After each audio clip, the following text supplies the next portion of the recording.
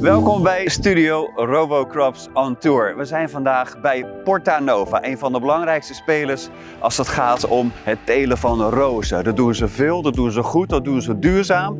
Maar we gaan nu ook kijken of ze het een beetje slim doen.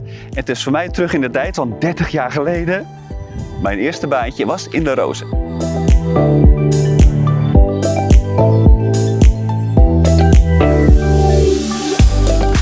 Ja, en dat is dus 30 jaar geleden dat ik voor het laatst in een kas was. In mijn tijd moest ik het lopend doen. Hier hebben ze nu van die karren en dan gaat hij al rijden.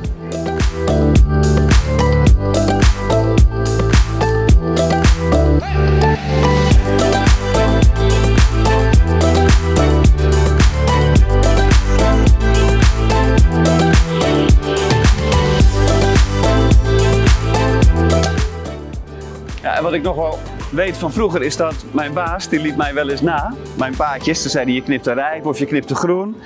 En dat wil je eigenlijk voorkomen. Je wil dat iedereen volgens een bepaalde standaard knipt.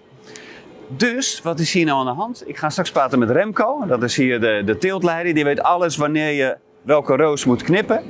En het idee is dan om een soort robotassistent te maken die net als Remco met jou meeloopt. Om jou te coachen welke roos je moet knippen op welk moment. Nou, Remco, dat was voor mij even geleden. Ik ben echt een amateur, maar jij bent de expert, hè? Jij bent verantwoordelijk voor alle kwaliteit, heb ik begrepen. Onder andere inderdaad, ja, teeltkwaliteit. Je moet kijken welke roos is goed om mee te nemen en welke nog niet. Die roos bijvoorbeeld was morgen goed of overmorgen goed. Nou, en als we bijvoorbeeld dat stukje al kunnen automatiseren door deze oogstassistent, dat ze daar niet meer naar hoeven te kijken, kunnen ze volledig focussen op de manier van knippen. Dus wat je eigenlijk doet is een soort leggen van een standaard. Jongens, dit is hoe wij knippen. Ja. Maar mensen die zijn onvoorspelbaar. Ja, inderdaad. En het heeft ook te maken met wat voor weer is het. Temperatuur en vochtigheid bepalen heel erg of een roos snel open gaat of langzaam open gaat. Dus dat proberen wij dus aan alle mensen elke dag weer te zeggen, oké, nu een beetje zus, nu een beetje zo. Ja. En straks kunnen we dat eigenlijk met deze oogstassistent gewoon vanuit de computer. Gek man. Dus in plaats van een Nederlandse of een Poolse medewerker heb je een algoritme getraind. Ja, inderdaad. Daar komt het wel op neer. Wat moet ik weten als ik dit mooie apparaat ga gebruiken? Eigenlijk staat hij al start klaar. Hij gaat rijden totdat een van de camera's een goede roos heeft gevonden voor vandaag. Hij stopt en hij geeft met de laser een rood-blauwe laserstraal op de knop welke goed is. Let's go!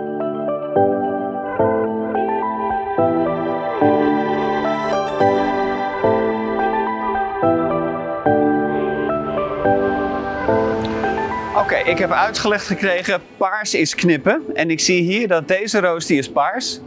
Nou, die zou ik zelf ook meenemen. Dus, let's do this. Op naar de volgende. Hier, ja, ziet er goed uit. Oké, dat werkt eigenlijk wel logisch.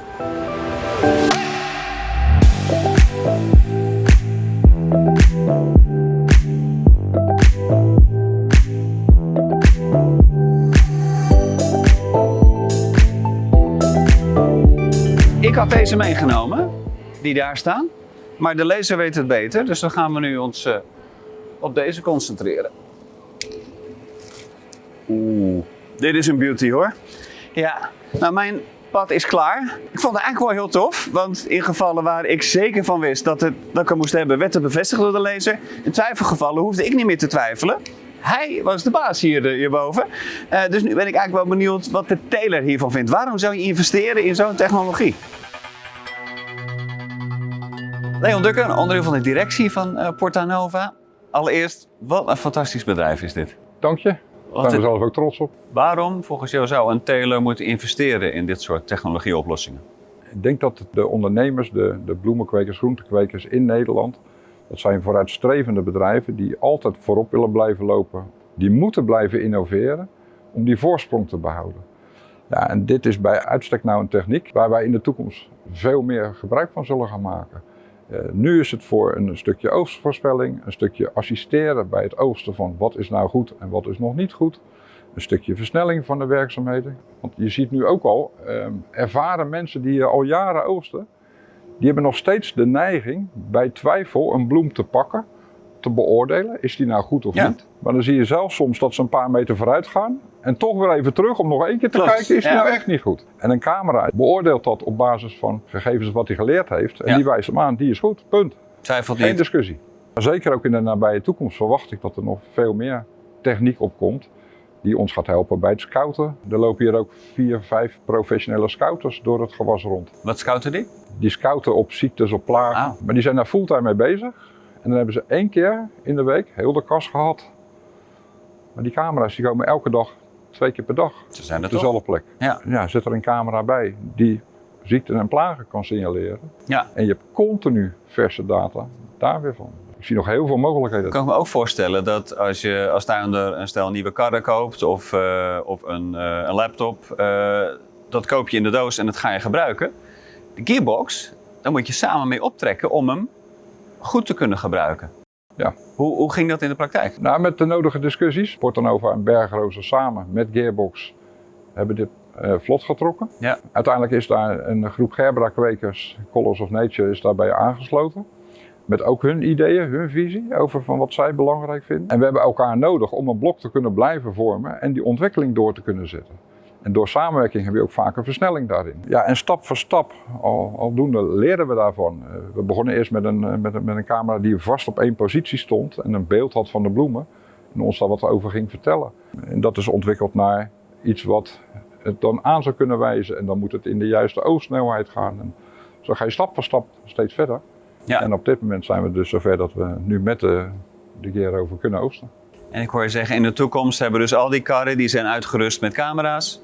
Zou wel de bedoeling zijn, ja. Dat we die kant op gaan. Dat iedereen gewoon allemaal op dezelfde manier, dezelfde rijp oogst. En nog steeds de mooiste rozen van de wereld. Uiteraard. Nou, dan ga ik nu eens Simone opzoeken van Gearbox, want die gaat mij vertellen hoe het dan onder de motorkap werkt. Prima, daar heb zij veel meer verstand van dan ik.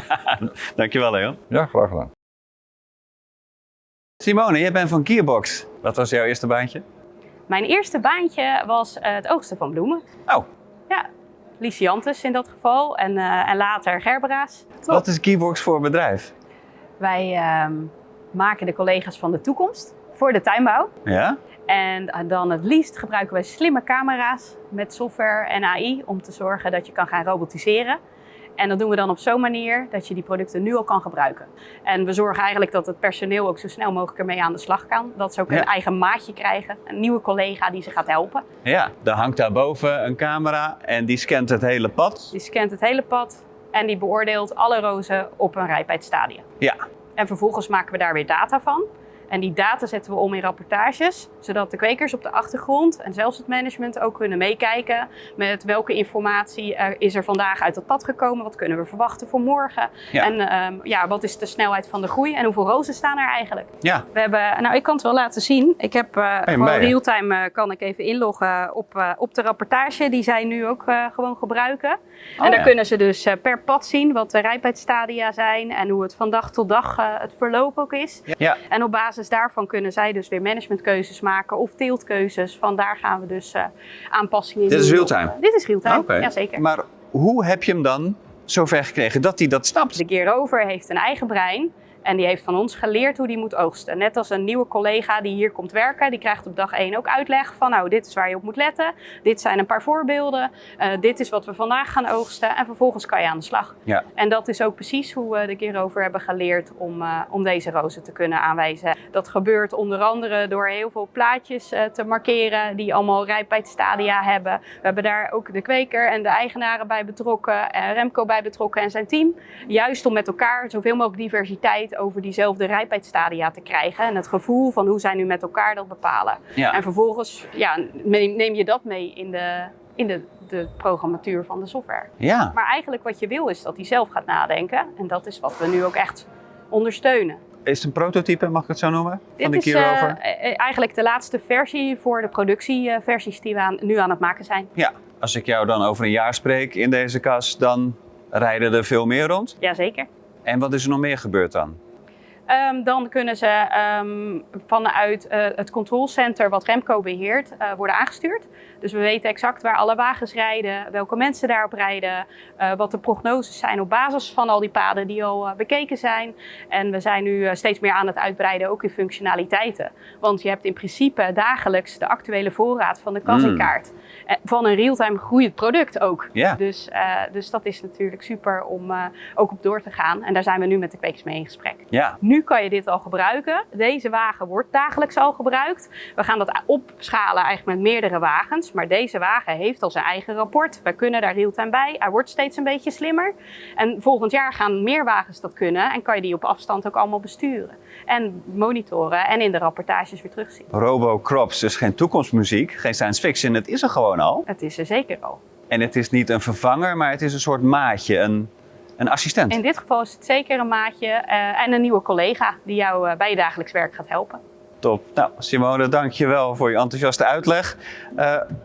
Rover, dank je wel voor het helpen. En jij bedankt voor het kijken. En kom nog een keertje terug voor de volgende aflevering van Studio Robocrops on Tour.